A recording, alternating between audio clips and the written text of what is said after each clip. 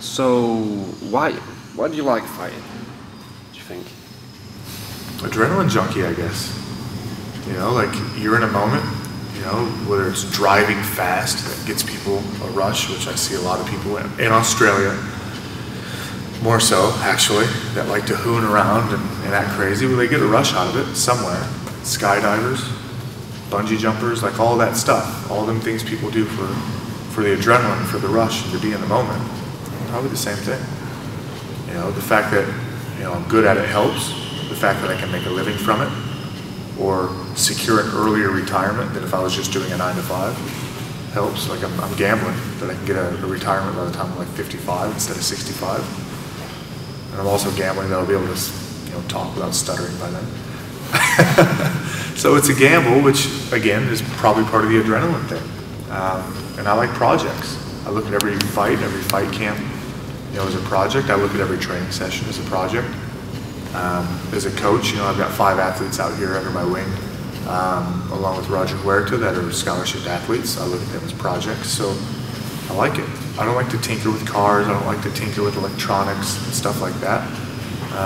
Yeah, I'd rather tinker with people, whether it's breaking them or fixing them or advising them or whatever. Yeah.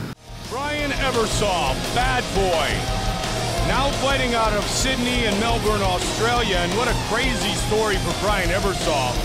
63 professional fights, Joe, but it was 62 that was his UFC debut against Chris Lytle, a guy he kind of grew up fighting in the same local circles with in the state of Indiana. Fighting out of Melbourne, Australia, Brian Bad Boy Ebersole. Fighting this long, I feel pretty lucky to have the health and opportunity to keep playing the game that I enjoy. I love watching this guy fight. He came out of nowhere and just always exciting and fun to watch. I was always around, David. I know. I didn't know it though. Brian Bad Boy Ebersole.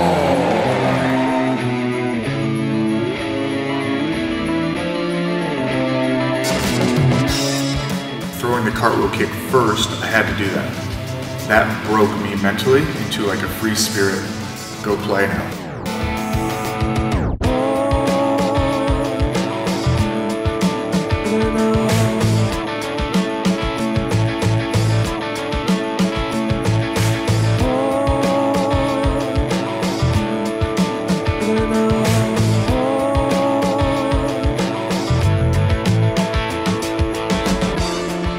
I don't get hit very often.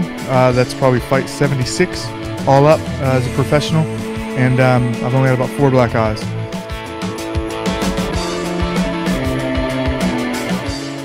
My first UFC fight against Chris Lytle, I think I did what I did in my first pro fight in general, is I joked around and played around enough.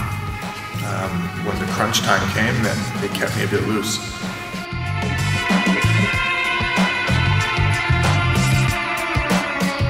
Dennis Hallman came wearing his Speedos. I knew that would be a very tough fight because he's a great grappler. When I started landing, I knew that he wasn't going to be able to break my posture. He wasn't going to be able to pull me down and hold my wrists. He definitely wasn't going to cross an arm over. And yeah, I was able to just take my time and try to be accurate with my striking. I finally landed a couple that hurt. Brian, first things first, welcome to the UFC. You got a call not too long ago that you were going to be replacing Carlos Condit. What did you think when you got that call? I wasn't sure if I was getting my leg pulled or what the story was, but in the end, I have to jump on the opportunity.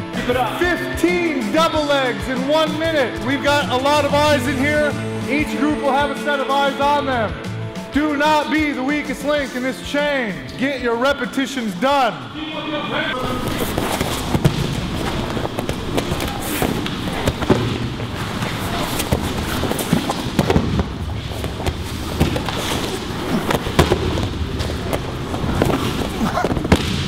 They didn't have weights when I first started.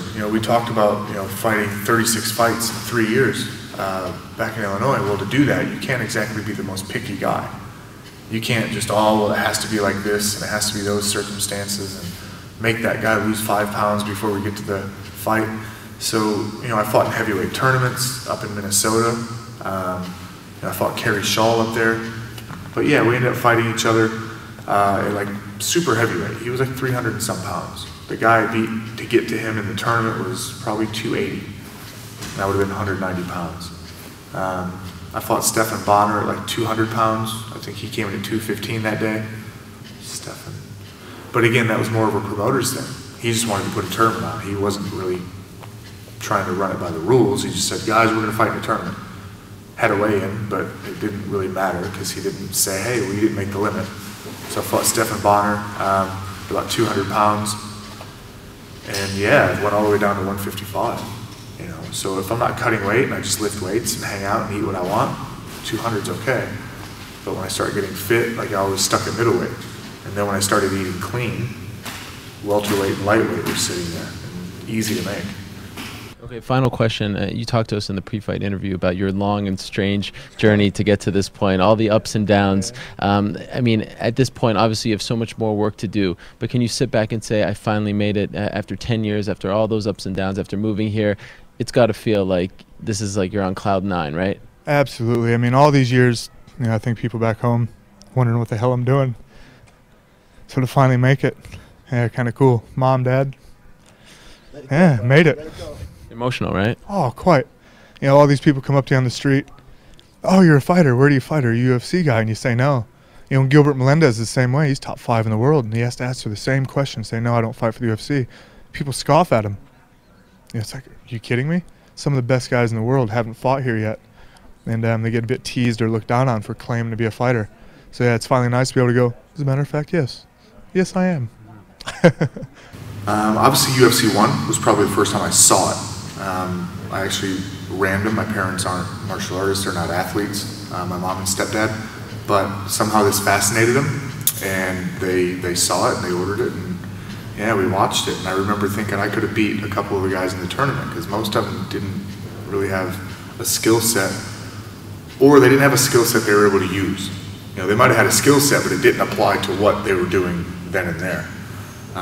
Maybe they can break boards or they can do this, but they sure couldn't hit moving targets, and they didn't know how to wrestle, and they looked very confused when Hoist would grab them. So yeah, I was like, oh, it's not the craziest thing in the world. I've been doing most of this my whole life. So yeah, it was kind of a natural progression. Like from then on in my mind, I'm like, I could do that. Now I didn't go and touch submission wrestling for, I'd say 3 or 4 years after that. But when I did, I was hooked. Like from then on, I wanted to know how I could do. You know, like I really had that. I hope someone tests me and I could play. So when I finally got the opportunity in 2000 to take a semi-pro fight, I jumped right at it. It was the furthest thing from a fighter. I was a real soft kid. With a grain of salt, I say soft. I mean, I could wrestle and stuff, but I was more a smartass and like very playful with people. I was never the biggest physical presence, you know what I mean? I didn't really try to throw my weight around or anything like that. Stop with that. Hit him with an elbow and he acts like nothing happened, then leg locks him. Roger, we need some elbow pads. These kids eat my fake elbows and then heel hook me. I don't think that's fair. Damn young kids. Let's go, partner up. 3.5 minute rounds, 7 minutes of work.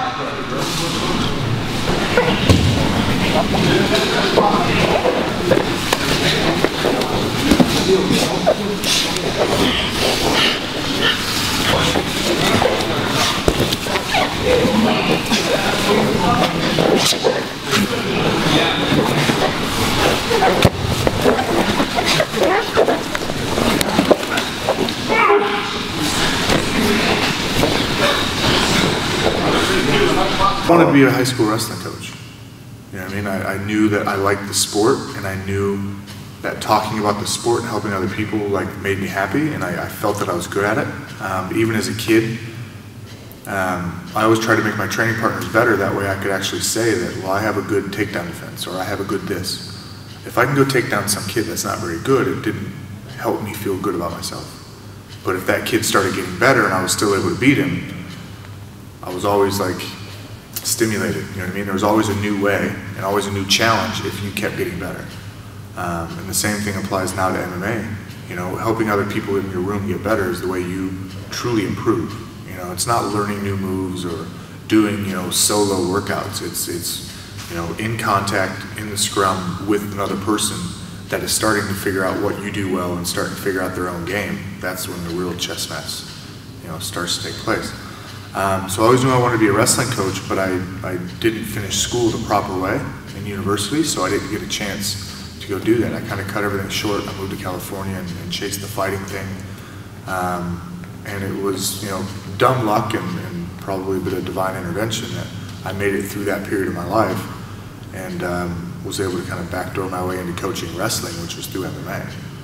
But, you know, like I said, I had to go through those growing pains of actually getting good to where I actually had something to talk about, you know, and I had to learn from really good people. And again, there's probably a little bit of luck that saw me through the other side, because, you know, there's the suspensions for the fights that I had and all that kind of stuff that, you know, working in a bar is not exactly optimal for an athlete. So things like that really were setting me back.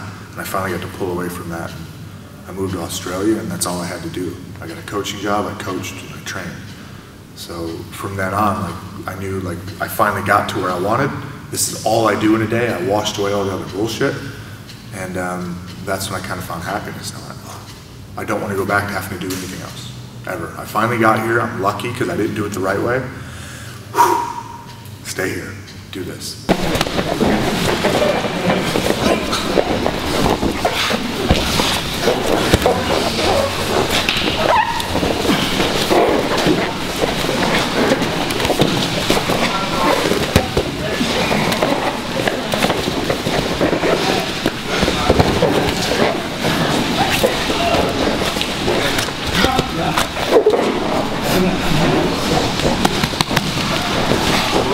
Everyone gives you something to learn from. Everyone does things differently. Just because I can get away from a couple guys out of a position doesn't mean it's going to work on the next guy.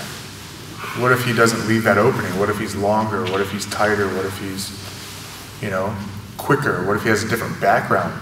He might be a wrestler compared to a BJJ guy. He's going to have a different habit when I make that turn, when I make that attempt. So yeah, I mean, new people come in here train all the time. I want to know how good they are. That way I can actually start to formulate a set of goals when I wrestle and train with them. You know, if you don't have a goal for a session, a weightlifting session, they say, if you don't have a goal, what's the point of being in the weight room? You know, if you're not going to try to build towards something or get something done, like you're not trying to maintain something. Same here, if you don't have a goal, sometimes it's kind of a pointless round. I mean, you could have went for a run. Same thing. So, you know, if I know where people are good and I know where people aren't very good, I can find my challenges there.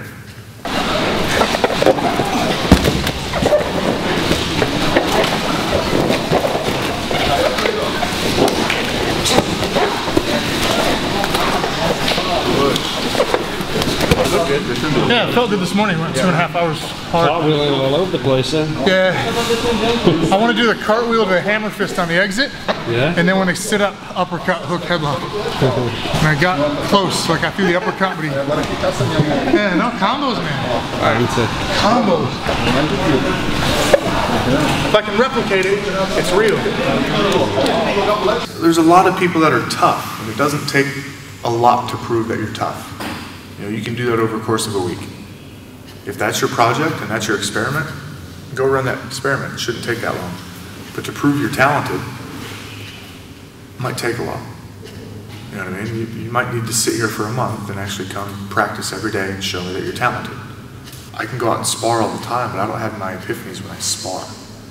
Not very often. Every now and then I find something and I go, oh man, because of speed added to that, you know what I mean? That's cool. Like I can actually put someone off. You know, I can break their rhythm. But when it comes to learning a move, you got to start slow, then you got to try it fast, and then you got to play everywhere in the middle. And you literally, like, my theory is, if I can play every corner and every transition with someone, step by step, and then we can start making a change on a certain corner, I should be prepared for every logical counter that you have. Whether it's to lean, squeeze, run, you know what I mean? Whatever it is. Switch concepts and try a new move, to go from offense to defense, like whatever it is. If we're in contact and I can feel you, I should be able to feel every little thing you do. So as we walk through a move, connected, you know, should I try to disconnect at this corner?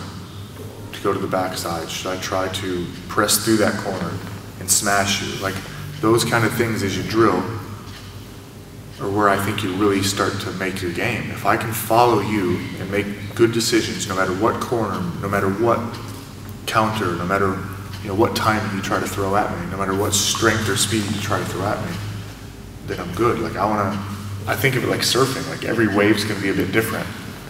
But what if you're just at practice and you could actually set the wave machine to your desired whatever input, problem, you know what I mean? So I try to tell people like, look, we gotta play this way as best we can so we can understand it. Then we need to start making changes. That's that mindful bit. And it's hard for some people. Some people just want to go. And I'm like, but where are you going? Why are you going there? And then they start, if you don't know that stuff, then that's not really, you haven't mastered that. You don't know it. And that's great that, you just respond and do well. But don't you think if you took a little bit of time to understand it, and then did it a lot, and then washed away the fact that you have to think about it again, you're at a new level. So that'll be one of the workouts. One of the only workouts. Hey, wait. Just tune to them and just say that again. Just look down there first. Okay. Yeah, go. Yeah, I'd like to do a lot more TV work and commentary and things like that. It'd be a great way to extend my career in the sport and stay active. But it's something that Frank Shamrock kind of instilled in us when we were with him, was that, look, you're going to have to talk and present yourself, and you're going to have to be more than just a fighter if you ever want to make it in this business and actually set yourself up for real success. Yeah, hopefully it's something I can do a little bit of as I get older. I'd love to put on a white collared shirt and a jacket, and sit behind a desk and let my palms sweat while I waited for the camera to come on and try to banter back and forth on a subject I know a little bit about with guys like, Jay Glazer and Chael Sonnen. That'd be cool. That would absolutely be cool. And I see a lot of the guys, Kenny Florian and all them, starting to get these opportunities.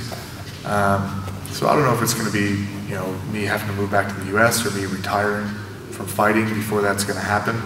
I've done it on small shows before. I've done like play-by-play, color, whatever kind of commentary. So yeah, we'll see.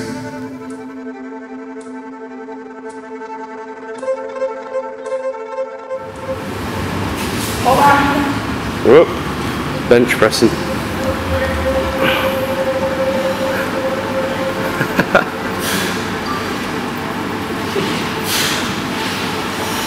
Side control skate, number 3. For the underhooks, but.